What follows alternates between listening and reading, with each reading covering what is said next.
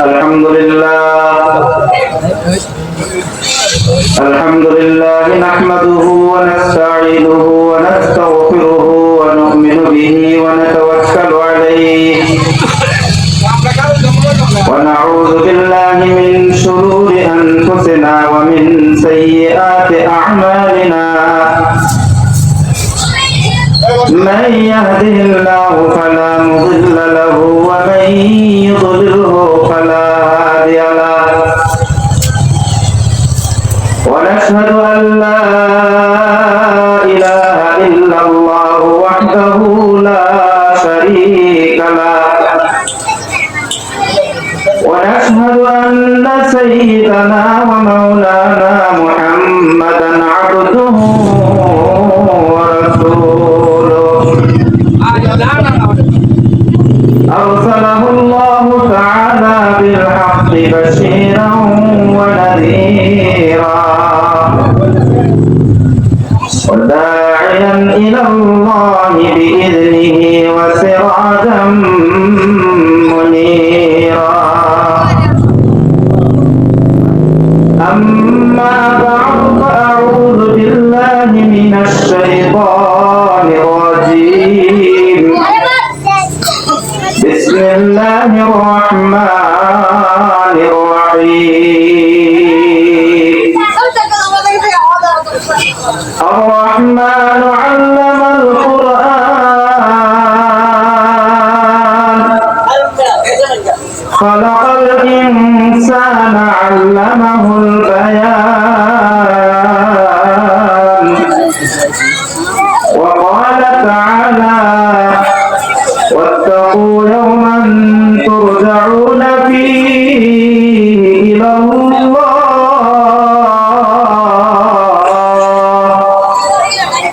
ثم توفى كل نفس ما كسبت وهم لا يظلمون وقال رسول الله صلى الله عليه وسلم إذا مات الإنسان انقطع عنه عمله إلا من صدقة جارية أو علم ينتفع به أو ولد صالح يدعو له أو كما قال عليه الصلاة والسلام اللهم صل على محمد وعلى آل محمد كما صليت على إبراهيم وعلى آل إبراهيم إنك حميد مجيد اللهم بارك على محمد وعلى آل محمد كما باركت على إبراهيم وعلى آل إبراهيم إنك حميد مجيد سبحانك لا علم لنا إلا ما علمتنا إنك أنت العليم الحكيم بارك الله لنا ولكم في القرآن العظيم ونفعنا وإياكم بالآيات والذكر الحكيم اللهم صل وسلم وبارك على سيد المرسلين وخاتم النبيين صلى الله عليه وسلم রাস্তার এখানে একটা দেখি মেলা নাকি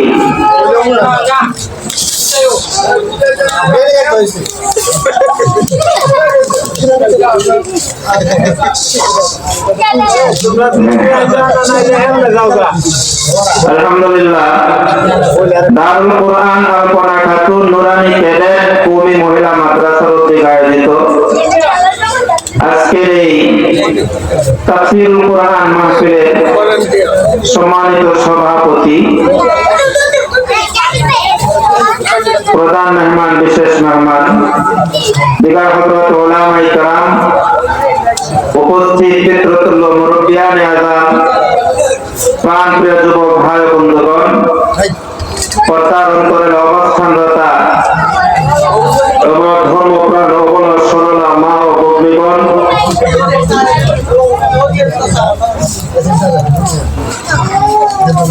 অত্র মাদ্রাসার স্নেহাস্পদ মুহতামিম পরিচালক ও শিক্ষক শিক্ষিকা বৃন্দ, আল্লাহ পাকের দরবারে লাখো কোটি শুকরিয়া আদায় করতেছি যে আল্লাহ পাক রব্বুল আলামিন দয়া করে মেহেরবানি করে এই কম করে শীতকে উপেক্ষা করে, আরামের বিছানাকে হারাম করে, আরামের ঘুমকে হারাম করে আল্লাহ পাক আপনাদেরকে এই জালিলুর রহমান বেহেশতের বাগানে রাত্রির একটা সময় একটা অংশ এসে বসে কোরআন হাদিসের আলোচনা করা এবং শোনার তৌফিক দান করেছেন। এই জন্য রব্বুল কারীমের দরবারে সকলে একবার কালিমাতুশ শুকর আদায় করে বলি আলহামদুলিল্লাহ। মুহতারাম হাজিরিন,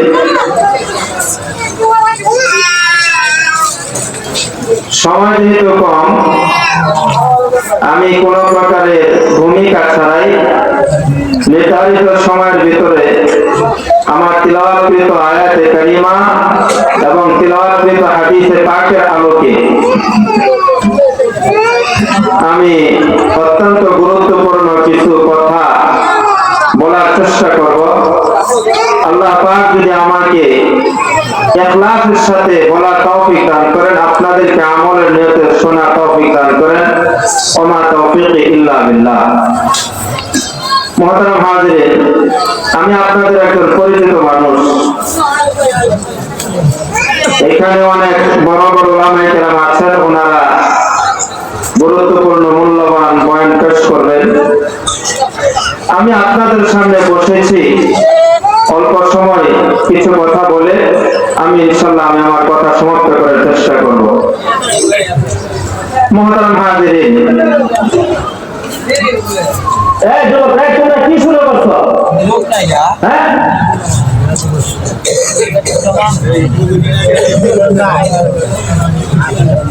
এই তো হলো জাগতিক শিক্ষা, কোরআন হাদিসের শিক্ষা, কোরআনের শিক্ষা, দ্বীনের শিক্ষা আর দুনিয়াবী শিক্ষার ব্যবধান। বুঝতে পারছেন? বুঝতে পারছেন আপনারা? হ্যাঁ, এইটুকু হলো ব্যবধান। আজকে দেখেন যারা এগুলো করতেছে, তারা কারা? কোন একটা মাদ্রাসার ছাত্র বা কোন একজন আলেম, কোন একজন ইমাম, কোন একজন মুয়াজ্জিন এই অসম্মানজনক কাজ করতেছে কিনা, এই হলো ব্যবধান। বুঝে আসছে?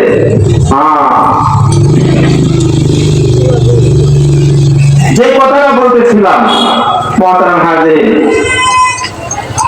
খুব মনোযোগের সাথে শুনবেন, অল্প কয়েকটি কথা মাত্র। এই যে এখন আমরা এখানে যারা আছি, যারা এখানে বসা বা যারা বাইরে আছে, যারা আসে নাই, বাড়িতে আছে, আমরা যারা আছে, আমরা কি কোনো এক সময় এই দুনিয়াতে ছিলাম? বলেন, ছিলাম না।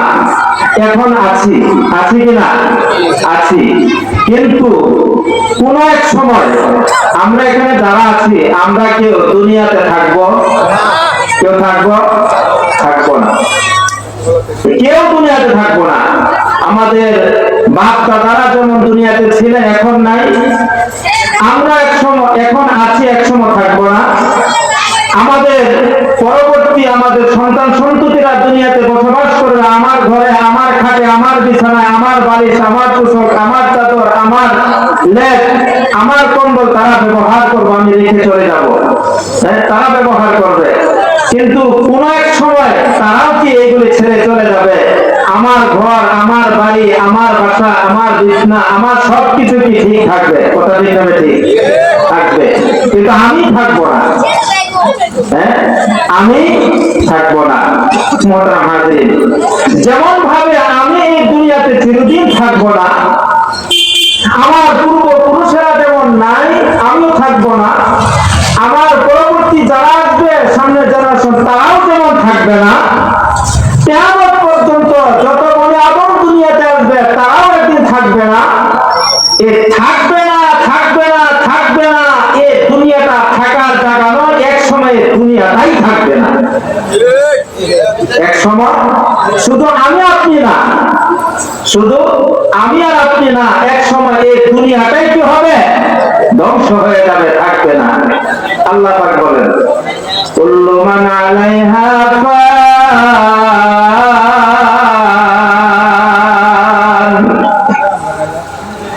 কুল্লু মান আলাইহা ফান। এই দুনিয়াতে যা দেখতেছি, এত বিশাল আকাশ, চন্দ্র, গ্রহ, নক্ষত্র, তারকারাজি, এই জমিন, পাহাড়, পর্বত, পর্বতা, সাগর, নদী, নালা, যা কিছু দেখতেছি, আমরা ব্যবহার করতেছি, সব কিছু কি হয়ে যাবে? ধ্বংস হয়ে যাবে, কিছুই থাকবে না, সব ধ্বংস হয়ে যাবে। আকাশ ধ্বংস হয়ে যাবে। আমি যেমন ভাবে একদিন শেষ হয়ে যাব, এই দুনিয়াটা একদিন শেষ হয়ে যাবে। দুনিয়াটা শেষ যেদিন হয়ে যাবে, ওই দিনের নামটা কি? নাম কি? কিয়ামত। ওই দিনের নাম কিয়ামত। নবীজি বলেন, কিয়ামত দুই প্রকার। কিয়ামত কয় প্রকার? কিয়ামত দুই প্রকার। একটা কিয়ামতের নাম হলো ব্যক্তিগত কিয়ামত, আর একটা কিয়ামতের নাম হলো সমষ্টিগত কিয়ামত। সাহাবায়ে কেরাম জিজ্ঞাসা করলেন, ইয়া রাসূলুল্লাহ, সমষ্টিগত কিয়ামতের কথা বললেন, এটা তো আমরা জানি, ইসরাফিল আলাইহিস সালাম যেদিন সিংহায় ফুঁক দিবেন, সিংহায় ফুঁক দেওয়ার সঙ্গে সঙ্গে দুনিয়াটা সব ধ্বংস হয়ে যাবে, কিয়ামত হয়ে যাবে। ওই দিন থেকে বলা কিয়ামতের দিন, সব ধ্বংস হয়ে যাবে। বুঝলাম, তবে ব্যক্তিগত কিয়ামত তো বুঝলাম না। ব্যক্তিগত কিয়ামত কাকে বলা হয়? ওইটা কোন দিন হবে, কিভাবে হবে, কার হবে, কোথায় হবে, কখন হবে? নবীজি বলেন, মান মাতা ফাকাদ কামাত কিয়ামাতুহু। ব্যক্তিগত যার যার কিয়ামত, ব্যক্তিগত কিয়ামত যার যার কিয়ামত হবে, যার মৃত্যু যেদিন তার কিয়ামত সেদিন। যার মৌত যেদিন তার কিয়ামত সেদিন শুরু হয়ে যাবে। যার যার কিয়ামত ব্যক্তিগত কিয়ামত। নবীজি বলেন, ও দুনিয়ার মানুষ, আমার উম্মতেরা, যেদিন তোমার ব্যক্তিগত কিয়ামত, তোমার কিয়ামত যেদিন হয়ে যাবে, শুরু হয়ে যাবে, ওই কিয়ামতের আগে তুমি সমষ্টিগত কিয়ামত, অর্থাৎ যেদিন সমস্ত দুনিয়া ধ্বংস হয়ে যাবে, ওই কিয়ামতের জন্য প্রস্তুতি নিয়ে তারপরে তুমি ব্যক্তিগত কিয়ামতের অপেক্ষা করো। কিয়ামতের অপেক্ষা করো। মান মাতা ফাকাদ কামাত কিয়ামাতুহু। ব্যক্তিগত মৃত্যুটাকে কিয়ামতের সাথে দৃষ্টান্ত দেওয়া হয়েছে। কেন? কেন? অনেক আলোচনা, অনেক কথা, সেই কথা বলার সময় নাই। শুধু একটা কথা বলি, শুধু একটা কথা বলি। যখন কোন একজন ব্যক্তির সামনে হযরত আজরাইল আলাইহিস সালাম চলে আসবেন, এখানে দুই শ্রেণীর মানুষ। এক শ্রেণীর মানুষ হলো নেককার মানুষ, আর এক শ্রেণীর মানুষ হলো বদকার মানুষ, পাপী, নাফরমান। নাফরমান বান্দা বান্দির সামনে যেদিন মালাকুল মউত চলে আসবে, আজরাইল আলাইহিস সালাম এমন একটা ভয়ঙ্কর চেহারা রূপ নিয়ে তার সামনে আসবে, এমন ভয়ঙ্কর চেহারা হবে, এমন ভয়ঙ্কর রূপ সেদিন নিয়ে আসবেন। ওই আজরাইল আলাইহিস সালাম